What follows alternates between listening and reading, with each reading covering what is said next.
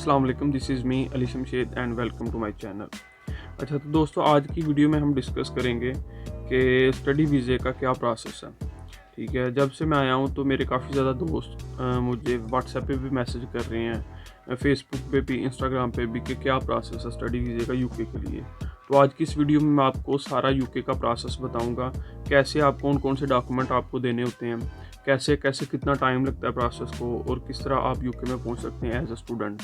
हाँ, आप बैचलर में भी स्टूडेंट आ सकते हैं, मास्टर में भी स्टूडेंट आ सकते हैं, और पीएचडी में भी स्टूडेंट आ सकते हैं। ठीक है, आप किसी भी डिग्री में आ सकते हैं। डिप्लोमा का मुझे पता नहीं कि उसमें वीज़े लगते हैं कि नहीं, क्योंकि जब मैं करवा रहा था प्रोसेस तो वो कहते थे कि डिप्लोमा में रेशो कम है, और पार्ट टाइम जो होता है ना स्टडी, उसमें भी रेशो वीज़ा लगने की कम है। फुल टाइम अगर आप स्टूडेंट आएँ तो उसके चांसेस ज़्यादा हैं वीज़ा लगने के। ठीक है, तो मैंने ये एक लिस्ट बनाई है, इसमें मैं आपको स्टेप बाय स्टेप हर चीज़ बताऊंगा कि क्या क्या प्रोसेस है स्टूडेंट वीज़ा यूके के लिए, क्या क्या आपको डॉक्यूमेंट देने होते हैं, क्या क्या रिक्वायरमेंट्स हैं। ठीक है, तो मैं थोड़ा सा आपको एक्सप्लेन करने की कोशिश करूंगा। अगर फिर भी आपको समझ ना आई किसी चीज़ की तो आप कमेंट बॉक्स में मुझे क्वेश्चन पूछ सकते हैं, और अगर मैं समझूंगा कि वो क्वेश्चन मैंने क्लियर नहीं किया तो मैं एक और एडिशनल वीडियो उस पर बना दूंगा। ठीक है, तो मैं स्टार्ट करता हूँ। सबसे पहले आपने दोस्तों ये करना है कि आपने सबसे पहले डिसाइड करना है आपने कंट्री कौन से जाना है।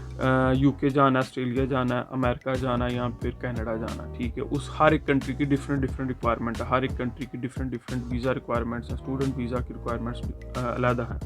ठीक है, इन केस आपने अभी यूके ही चूज़ किया, ठीक है, तो यूके के बारे में ही मुझे इन्फॉर्मेशन है सारी, क्योंकि मेरा प्रोसेस भी यूके के लिए ही हुआ है। ठीक है, सबसे पहले आपने क्या करना है, कंसल्टेंट के पास जाना है और उससे मशवरा करना है। ठीक है, कि हम ये वाली कंट्री में जाना है तो हमारे लिए क्या क्या ऑप्शन है। तो वो क्या करेगा, सबसे पहले आपको ऑप्शन बताएगा कि ये यूनिवर्सिटीज़ हैं, ये उनकी रिक्वायरमेंट्स हैं।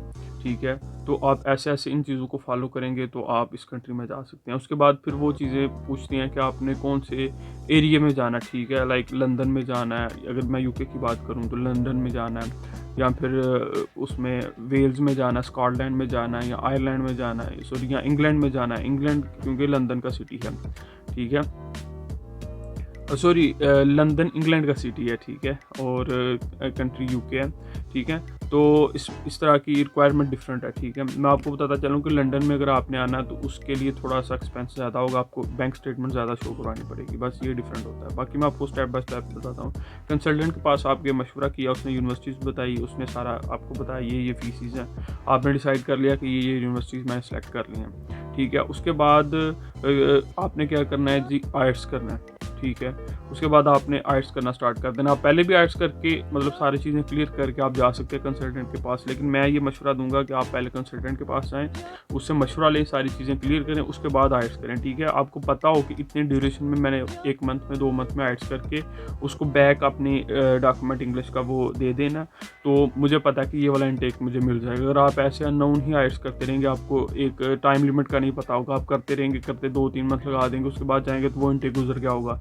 आप पहले कंसल्टेंट के पास जाएंगे, उससे मशवरा करेंगे, वो आपको बताएगा कि इतनी से इतनी देर तक आप दे दें मुझे, क्योंकि यूके में ये प्रोसेस है कि आप विदाउट आइट्स अप्लाई कर सकते हैं और आपका अनकंडीशनल लेटर कंडीशनल लेटर आ जाता है। उसके बाद जैसे ही आप, क्योंकि कंडीशन लेटर आते हुए 15-20 दिन, 1 माह लग ही जाता है। ठीक है, तो कई दफ़ा जल्दी भी आ जाता है, 1 हफ्ते में, 10 दिन में भी आ जाता है, लेकिन ज़्यादातर इतना टाइम लग जाता है। तो आप उतनी देर आइट्स कर देते हैं, उस तरफ आपका कंडीशनल लेटर भी आ जाता है।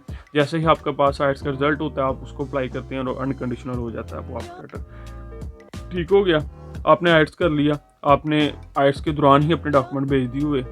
ठीक है, तो जब आपने डॉक्यूमेंट भेजे, आपको कंडीशन लेटर आया, जैसे ही आइट्स का रिजल्ट आया, आपने आइट्स के डॉक्यूमेंट भी दे दिया और आपका लेटर अनकंडीशनल हो गया। ठीक है, यूनिवर्सिटी को कौन कौन से डॉक्यूमेंट्स भेजने होते हैं, एक क्वेश्चन ये भी है।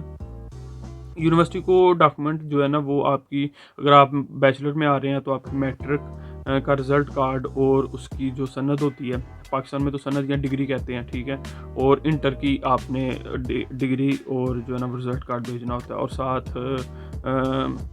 अगर आपका कोई एक्सपीरियंस है, ठीक है, अगर आप बैचलर में आ रहे हैं, फॉर एग्जांपल आप 2020 में आपका इंटर किया हुआ है, उसके बाद आप बैचलर में एडमिशन ले रहे हैं, तो उसमें अगर कोई एक्सपीरियंस या गैप है तो आप वो शो करवा सकते हैं। वैसे नॉर्मली 1 साल या 1.5 साल मेरे ख्याल से नहीं इशू होता गैप का ना, ठीक है।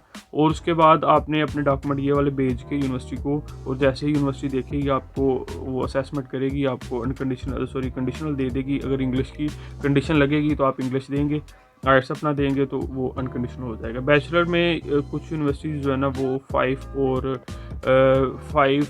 ईच भी ले लेती हैं, और 5.5 ईच भी लेती हैं, और कुछ 5.5 ईच नॉट लेस देन 5 भी लेती हैं, ठीक है।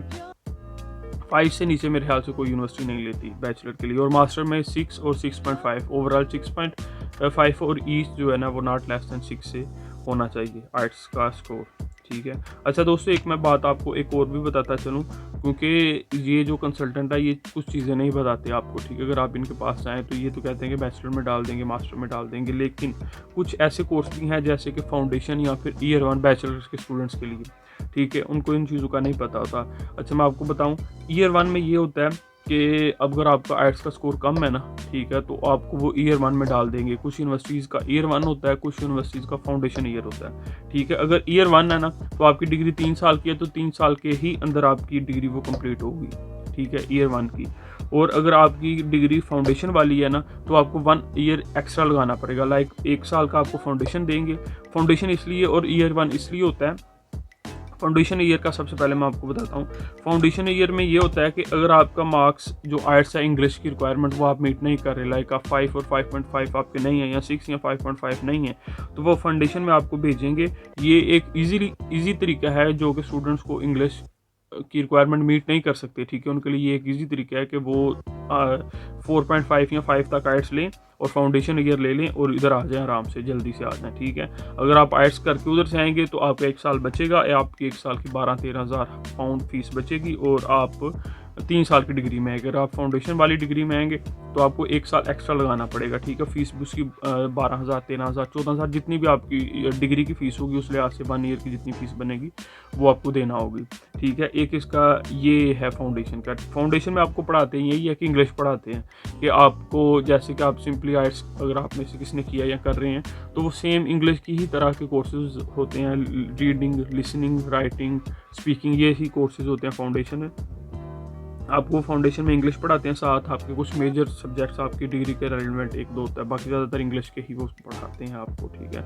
और ईयर 1 में ये होता है कि ईयर 1 में मिक्स होता है, ठीक है, आपको इंग्लिश भी पढ़ाते हैं वो, और साथ आपको आपकी डिग्री के कोर्सेज भी पढ़ाते हैं, ठीक है। ईयर 1 में एक और फाउंडेशन में एक डिफरेंस ये है जो मैंने आपको पहले बताया कि ईयर 1 में आपकी डिग्री 3 साल की ही होगी, बैचलर डिग्री, ठीक है। और फाउंडेशन में 1 साल ज़्यादा हो जाता है, जिसमें वो एक पहले साल इंग्लिश पढ़ाते हैं आपको, आप इंग्लिश का साल वो पास करते हैं तो आपका बैचलर डिग्री में ट्रांसफ़र कर देते हैं। एक बात और बताता चलूँ दोस्तों इसमें फ्रेंड्स आपको, कि जो ईयर 1 है ना, ईयर 1 में भी आपका 1 साल का वीज़ा लगेगा, फाउंडेशन में भी आपका 1 साल का वीज़ा लगेगा। सबसे पहले जब आप उधर से आएंगे ना, पाकिस्तान, इंडिया, बांग्लादेश या जहाँ से भी आएंगे, ठीक है, वीज़ा तो बैचलर डिग्री अगर आप डायरेक्ट आ रहे हैं तो फिर आपका 3 साल का वीज़ा लगेगा, ठीक है, बैचलर डिग्री के लिए, क्योंकि यूके में बैचलर डिग्री 3 साल की है, और अमेरिका, ऑस्ट्रेलिया, कनाडा, पाकिस्तान में 4 साल की डिग्री है, इंडिया में भी, ठीक है। तो अगर आप आ रहे हैं फाउंडेशन डिग्री में, सबसे पहले 1 साल की इंग्लिश पढ़ेंगे इधर आके। अगर आप ईयर 1 में आ रहे हैं तो आपको मिक्स लर्निंग करनी पड़ेगी, तो आपका दोनों में वीज़ा 1-1 साल का लगेगा,